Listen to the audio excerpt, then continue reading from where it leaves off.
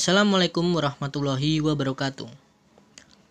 Kami dari Manajemen Resiko Reputasi Bank Syariah Kelompok 5 yang terdiri dari Gilang Arfianto, Muhammad Aziz Zakaria, dan Yesi Anggita Setianingsih akan mempresentasikan terkait dengan manajemen resiko reputasi yang terdapat dari Bank Syariah.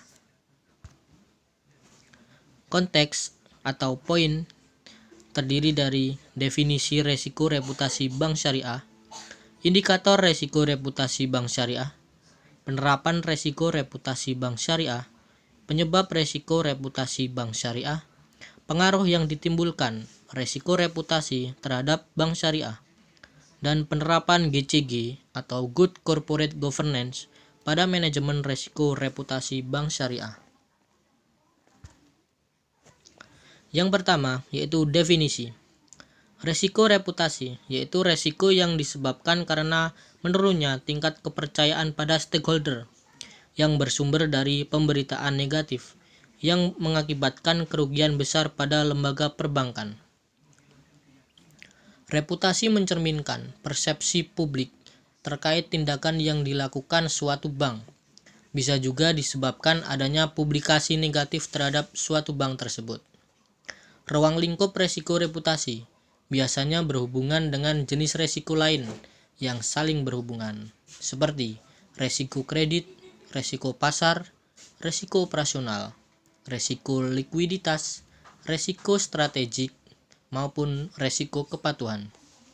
Resiko reputasi dibentuk dari berbagai atribut, antara lain tanggung jawab, sosial, daya tarik emosional, kinerja finansial, produk dan pelayanan, visi dan kepemimpinan, serta lingkungan tempat kerja. Yang kedua yaitu indikator resiko reputasi bank syariah. Terdapat 5 poin. Yang pertama yaitu pengaruh reputasi dari pemilik bank dan stakeholder, kredibilitas pemilik dan perusahaan, serta kejadian reputasi pada pemilik dan perusahaan terkait. Kredibilitas sangat berpengaruh terhadap reputasi suatu bank. Ketika suatu bank memiliki banyak nasabah karena kepercayaan masyarakat terhadap bank tersebut. Yang kedua yaitu pelanggaran etika bisnis. Perlu diperhatikan apabila perusahaan melakukan pelanggaran terhadap etika atau norma bisnis yang berlaku secara umum, maka reputasi perusahaan tersebut akan menurun. Yang ketiga yaitu kompleksitas produk dan kerjasama bisnis bank syariah. Produk dan kompleks dan kerjasama dengan mitra bisnis dapat terekspos pada resiko reputasi apabila terdapat kesalahpahaman penggunaan produk atau jasa pada mitra bisnis tersebut. Yang keempat yaitu frekuensi pemberitaan.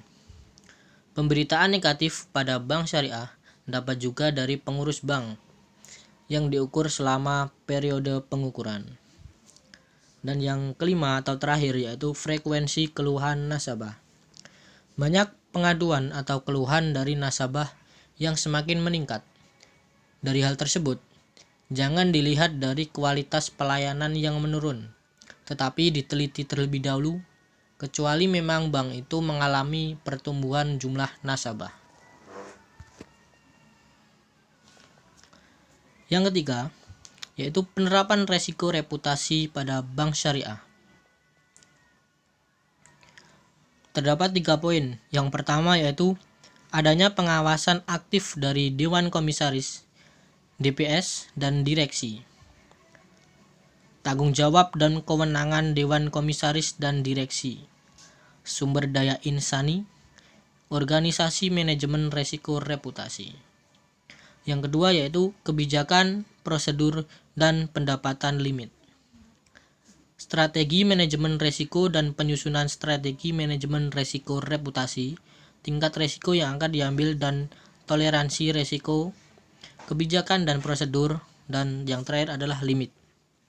Dan yang ketiga yaitu proses identifikasi, pengukuran, pemantauan, dan pengendalian resiko serta sistem informasi manajemen resiko. Yang keempat, yaitu penyebab resiko reputasi. Resiko reputasi disebabkan karena turunnya tingkat kepercayaan dari debitur, nasabah, regulator, investor, dan masyarakat umum karena pandangan negatif kepada bank akibat pelayanan, manajemen, kompetensi, ketaatan peraturan. Resiko reputasi ini terjadi karena adanya pemberitaan media dan gosip negatif yang bersangkutan dengan bank serta strategi komunikasi yang kurang efektif. Di sisi lain, meningkatnya resiko reputasi disebabkan oleh pasar finansial telah bersifat global. Risiko yang disebabkan oleh satu bank itu dapat berdampak luas kepada seluruh bank ataupun bank lain.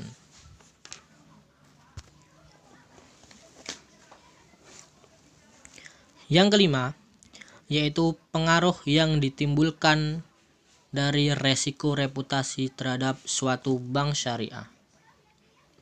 Terdapat 5 poin. Yang pertama yaitu pertimbangan stakeholder untuk menjual, membeli, serta mempertahankan saham perusahaan atau bank syariah. Yang kedua yaitu pertimbangan para kompetitor untuk masuk ke dalam pasar. Yang ketiga yaitu ketertarikan nasabah dalam menggunakan produk dan jasa. Yang keempat, biaya modal. Dan yang terakhir yaitu perekrutan sumber daya manusia atau SDM bagi suatu bank syariah. Kemudian yang keenam yaitu penerapan GCG atau Good Corporate Governance pada manajemen resiko reputasi suatu bank syariah.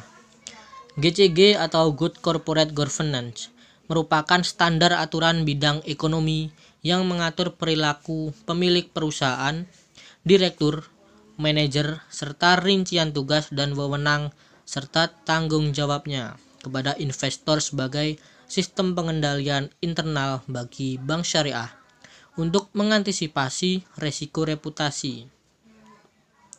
Prinsip tata kelola GCG terdiri dari 5 poin. Yang pertama yaitu prinsip keterbukaan. Suatu bank harus mengungkapkan informasi secara tepat, memadai, jelas, dan akurat.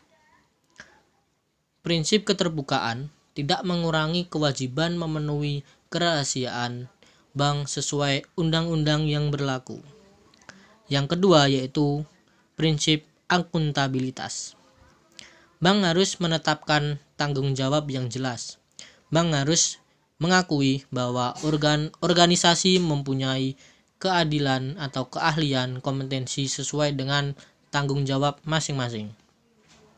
Yang ketiga yaitu prinsip tanggung jawab.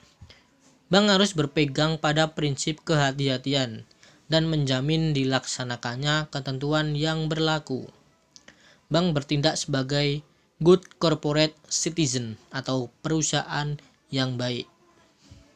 Yang keempat yaitu prinsip independensi.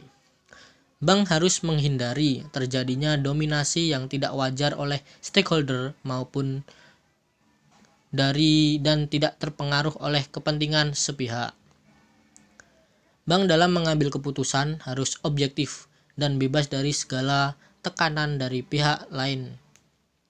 Dan yang kelima yaitu prinsip keadilan. Bank harus memperhatikan kepentingan seluruh stakeholder berdasarkan asas keadilan. Bank harus memberikan kesempatan kepada stakeholder untuk menyampaikan masukan dan pendapat bagi kepentingan bank serta akses terhadap informasi sesuai dengan prinsip keterbukaan. Terima kasih.